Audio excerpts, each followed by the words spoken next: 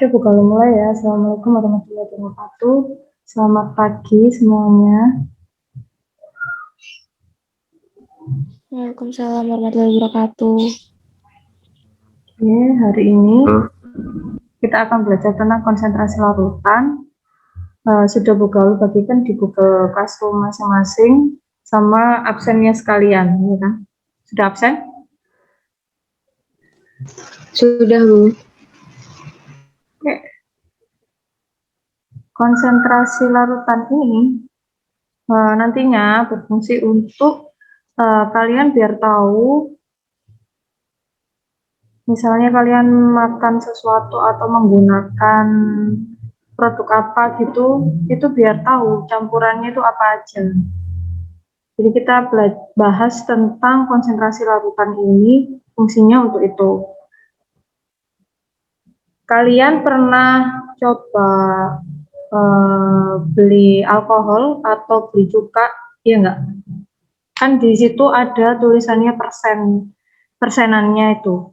Misal kalau cuka 25%, terus kalau alkohol 70%. Ada kan? Adanya. Nah, itu ada kaitannya sama konsentrasi larutan yang akan kita bahas hari ini. Jadi konsentrasi larutan itu sendiri merupakan campuran zat terlarut dan pelarut yang homogen. Nah, ini kan ada dua ya.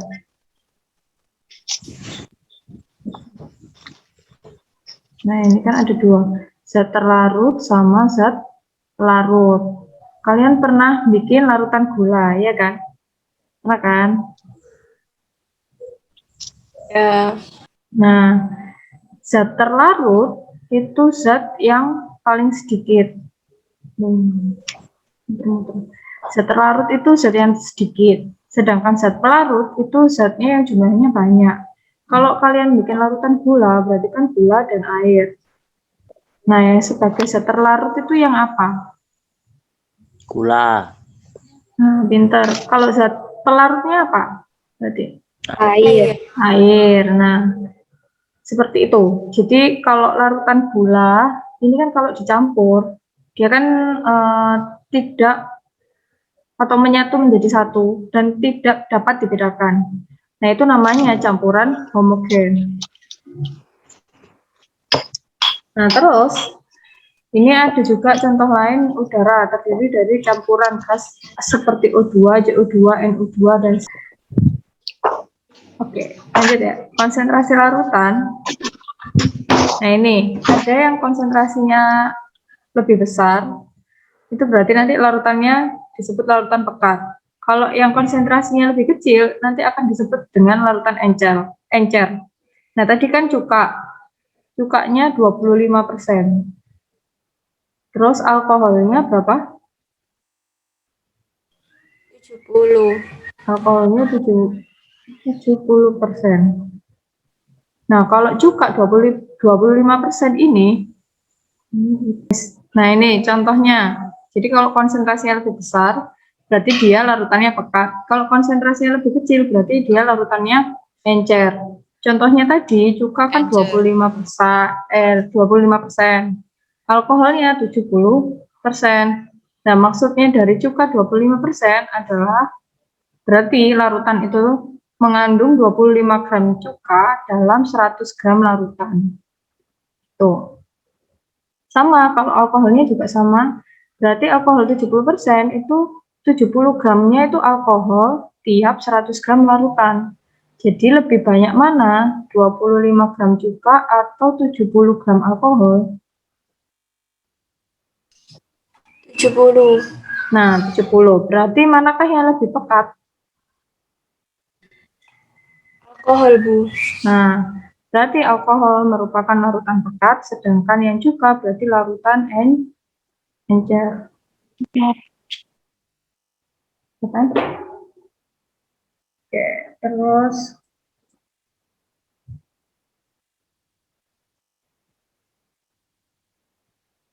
nah ini ya, angka 25 dan 70 di atas menunjukkan persen massa. Secara matematis dapat dirumuskan seperti berikut. Jadi massa terlarut per massa larutan. Jadi ini jangan sampai kebalik. Kemarin banyak yang kebalik itu massa zat terlarutnya kan berarti ini 70 gram. Per larutannya itu kan ini 100 gram. Berarti larutan itu sudah dicampur pelarut sama zat terlarut. Ini sudah campuran. Jadi jangan sampai belum dijumlahkan sudah kalian taruh di sini. Nah, rata-rata kalau misalkan diketahui pelarutnya itu 10 gram misal. Nah, ini cuman kalian masuknya 10 gram toh.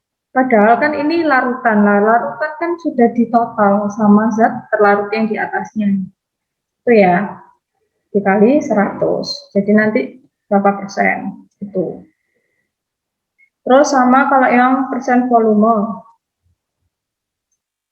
Persen volume ini menunjukkan jumlah zat terlarut dalam 100 bagian volume larutan. Ini dalam bentuk mililiter ya, kalau tadi kan gram. Kalau alkohol berarti 70 ml setiap 100 ml larutan. Ini kurang L-nya. Secara matematis, hampir sama rumusnya kayak yang persen massa, volume zat terlarut per volume larutan, bukan volume pelarut ya di sini. Ini larutan, berarti sudah ditotal. Gitu. Sampai sini ada pertanyaan?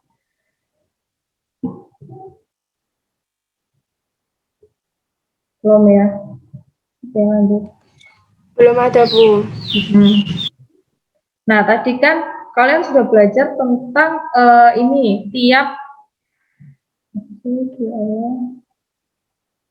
100 ml larutan. Salah, pencet-pencet. Setiap 100 ml larutan atau 100 gram larutan. Nah, itu berarti kalian sudah belajar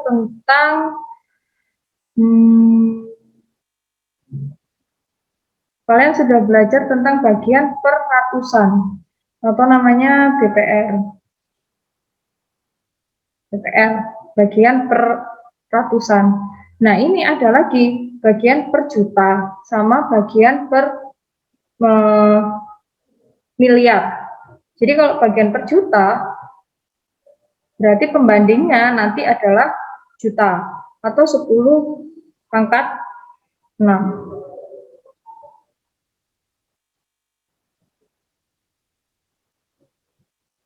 Nah, ini kan bikin per juta. 1 BPJ atau 1 ml zat dalam 1 meter kubik. Ini kan ada 3 ya kubik, berarti kan dikali 2. Nanti kan jadinya 10 pangkat 6. Sama kayak ini. Semuanya ini sama. Pokoknya dia pernya itu per 10 pangkat 6 atau 1 juta. Nah, kalau miliar sama. Berarti kalau miliar itu nolnya berapa? 9. Nah, sama kan 9. Jadi massa zat per massa campuran dikali 10 pangkat 9. Gitu toh.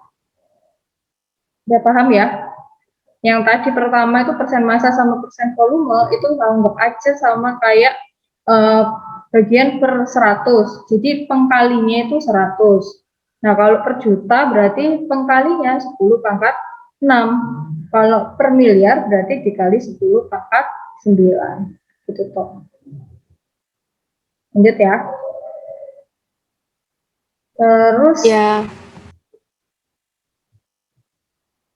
Terus, ini ada molaritas. Nah, kalian kan sudah belajar tadi tentang konsentrasi.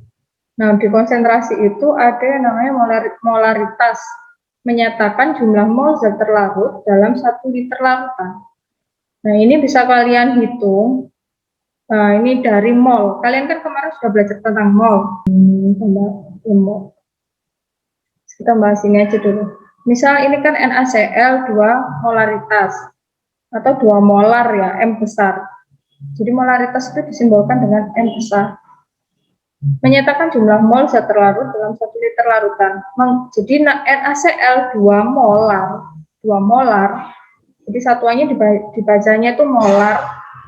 Kalau molaritas mengandung NaCl2M atau NaCl2 molar itu mengandung 2 mol NaCl dalam 1 liter larutan. Ini ada molnya.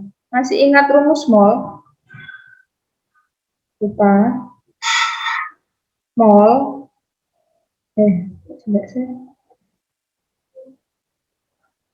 Mol itu N kecil sama dengan gram per mr. Masih ingat mr? Enggak. Kalau mr itu berarti molekul relatif yang penjumlahan dari AR itu loh, ingat enggak? Ingat lah, ini simpan gampang loh. Penjumlahan dari AR. Ingat kan? Yang misal H2O. Lupa, Bu. Lupa? Ya wes, misal ini ya. Ada AR-nya H. AR ini diketahui dari tabel periodik. ARH sama dengan 1. ARO sama dengan 16. Nah, kalian disuruh cari MR-nya air. Air itu apa simbolnya air? H2O. Nah, H2O.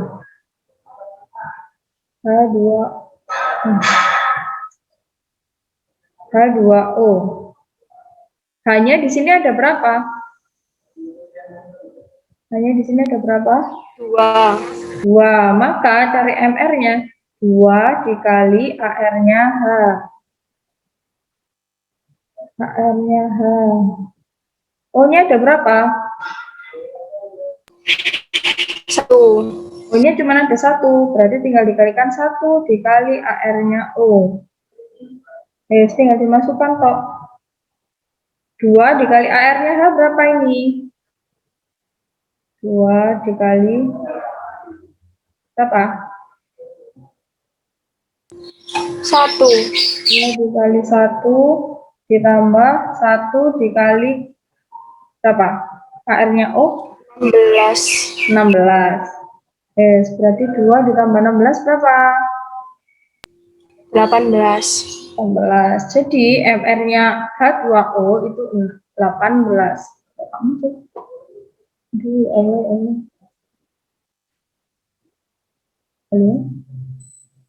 Halo, bisa bilang sinyal ya, Teh? Halo, tes. Cek. Halo. Ya, Bu. Oke, wes. Nah, misal gramnya di sini diketahui 1,8 gram. 1,8 gram per 18. Berapa hasilnya? Berapakah? Sama lo ini. Berapa yuk? Matematika. Berapa? 1,8 dibagi 18.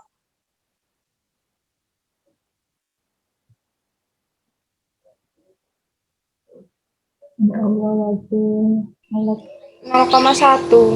Nah, 0,1. Jawabannya di sini 0,1 mol. Ini contohnya mol ya. Nah, kalau kalian lihat NaCl-nya itu 2 molar, ini biasanya ada di toko obat. Nah, itu berarti mengandung 2 mol NaCl dalam 1 liter larutan. Tuh, sampai sini ada pertanyaan? Kita nanti akan bahas tentang molaritas. Berarti itu ngerjainnya dari bawah itu, Bu. Terus baru ke atas atau enggak? Kalau misalkan MR-nya ini enggak diketahui, berarti kalian cari dulu MR-nya. Dari MR-nya kayak gini. Nah, AR ini pasti diketahui di tabel periodik. Atau kalau nggak gitu pasti di soal nanti diketahui. Gitu.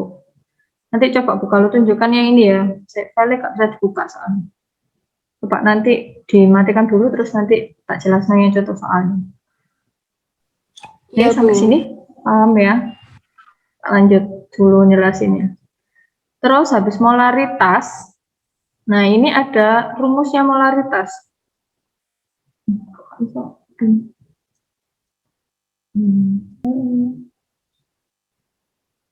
Nah, oke.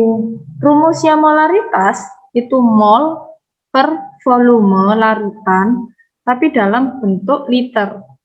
Nah, kalau yang diketahui dalam bentuk mililiter, bisa kalian tambahkan 1000 per mililiter.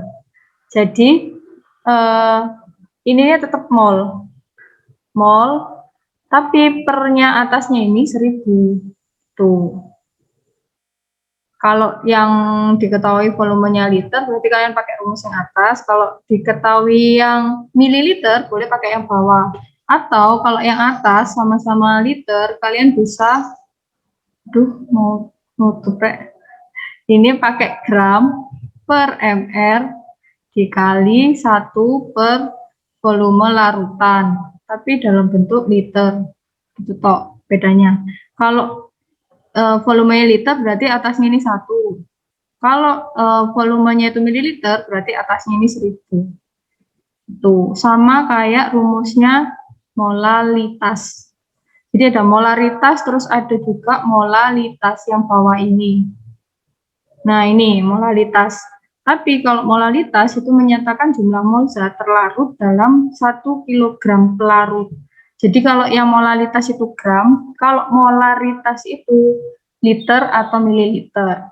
Sama juga kalau di molalitas ini kan ini M ini gram ya maksudnya. Gram.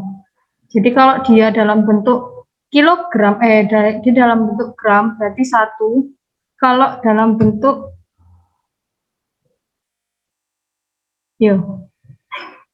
aku sing bestseller berita iklan. Terus kalau misalkan sama kayak tadi, kalau dalam bentuk gram berarti atasnya itu 1. Jadi molal sama dengan gram per ml dikali 1 per pelarut. P itu pelarut. Pelarutnya harus dalam bentuk gram. Nah, kalau dalam bentuk miligram, berarti atasnya itu 1000. Sama kayak molalitas sama dengan gram per ml dikali 1000 per pelarut. Nah, pelarutnya harus dalam bentuk miligram. Gitu. Sampai sini paham? Oh ya, terus simbolnya kalau molaritas itu M-nya besar. Nah, kalau molal itu M-nya kecil. Yes, paham sampai sini? Ada pertanyaan? Bu, berarti kalau misalkan kalau yang molaritas itu pakai itu ya, apa gram? Itu pakai gram. Nah, itu maksudnya itu kalau misalnya disebutkannya dalam gimana ya?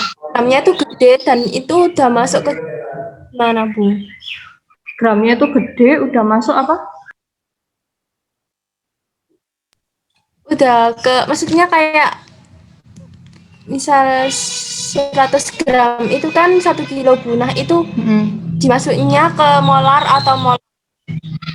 Oh, itu. Nanti kalau kayak gitu tergantung pertanyaannya. Tapi biasanya kalau kilogram berarti masuknya ke molal pertanyaannya. Gitu. Kalau dia liter pasti nanti pertanyaannya ke molaritas. Gitu. Oke, kalau yang ini, kalau lanjutin ya. Nah, ini ada pengenceran larutan. Nah, pengenceran larutan ini bisa kalian gunakan biasanya kalau di lab kimia itu pasti kan nyampur-nyampur. Misalkan kalian nggak ada di apa ini namanya, nggak ada yang NaCl-nya 2M kayak tadi ya. Nah, itu bisa kalian pakai rumus pengenceran larutan. Jadi larutannya zat pelarut ke dalam suatu larutan untuk memperkecil konsentrasi larutan sesuai kebutuhan. Jadi kalau di lab misalkan NaCl-nya cuma ada 2M. Nah, ini kalau kalian ternyata di modul percobaannya, modul praktikumnya, kalian butuh NaCl yang 1 molaritas. Nah, tapi nggak punya ini di lab. Ya, kalian harus mau nggak mau diencerkan pakai rumus pengenceran ini. Jadi ini kan bisa kalian nanti pakai apa ini namanya, gelas ukur. NaCl-nya berapa volumenya? Misal volumenya ini 10 mili. Nah, kalian kepingin jadi satu molaritas NaCl-nya. Tinggal kalian masukkan ke rumus ini. Molaritas 1 dikali volume 1 sama dengan molaritas 2 dikali volume 2. Nah, kalau molaritasnya 1 kalian coba yang ini yang kedua ya. Jadi M1-nya 2M dikali 10 sama dengan molaritas yang kedua, kalian kan kepingin bentuknya jadi satu molaritas. Nah, ini V2-nya berapa? Buat nyampur NaCl yang pertama. Jadi tinggal kalian tukar ini ke kiri. Jadi apa? V2 sama dengan 2 kali 20 per 1. Berarti volume yang kedua, biar jadi satu molaritas, itu kalian perlu menambahkan air sebanyak 20 mili. Gitu. Nah, kalau nanti dicampurkan sama yang 10 mili ini, NaCl2M, nanti bakalan kalian dapat NaCl dengan konsentrasi 1 molaritas. Yang misalkan kalian pakai krim nih, kalau yang persen massa tadi, nah itu bisa kalian coba cari, misalkan dia mengandung merkuri atau enggaknya, itu kan biasanya udah ada ya di TV-TV itu. Nah, itu bisa kalian pakai ini bagian per juta. Jadi nanti kalau dia merkurinya itu lebih dari 1 mg zat dalam 1 kg campuran yang krim tadi, itu berarti dia berbahaya buat kulit kita. Pernah dengar kan berita kayak gitu? Kalau misal krim-krim apa ada merkurinya. Nah, itu cara menghitungnya itu seperti ini. Misal kalau didapati dalam 1 kg campuran krim tadi terdapat lebih dari 1 miligram, misal ya, ini misal ketentuannya kan dari BPN, ketentuannya dari ini kan BPOM. Nah, itu nanti ada aturannya. Ini misalnya 1 mg zat merkuri, berarti dia masih aman. Kalau misalkan lebih dari 1 mg merkuri, berarti dia sudah merupakan krim yang berbahaya buat kulit kita. Gitu. Oh, enggak. Oke. Nah, ini bisa kalian lihat massa zat, persen massa atau persen volume itu biasanya di kemasan-kemasan produk makanan gitu tuh. Jadi kalian perlu kalau bahas enggak? Ini misal contoh soalnya Agus mencoba untuk melarutkan 2 gram NaCl dalam 80 gram air. Setelah dilarutkan, Agus akan mendapatkan larutan NaCl sebesar titik-titik. Jadi misal ini 20 gram ini apanya? 20 gram NaCl ini sebagai apa, Rek? Zat? Massa. Massa Zat terlarut. Nah, terlarut. Ini kan, berarti bisa kalian tulis di sini 20. Nah, 80 gram air ini sebagai zat pelarut. Nah, pelarut. Nah, massa larutan yaitu zat terlarut ditambah massa zat pelarut. Nah, ini yang Bu Galuh maksud. Soalnya banyak anak-anak yang pakai langsung 20 per 80 gram dikalikan 100%. Nah, padahal di rumusnya di sini adalah massa zat larutan. Kelihatan kan ya ini massa zat larutan? Bukan massa zat pelarut. Jadi kalau persen massa sama persen volume itu bawahnya pasti dan persen volume itu sih dan persen volume itu pasti bawahnya itu massa zat larutan.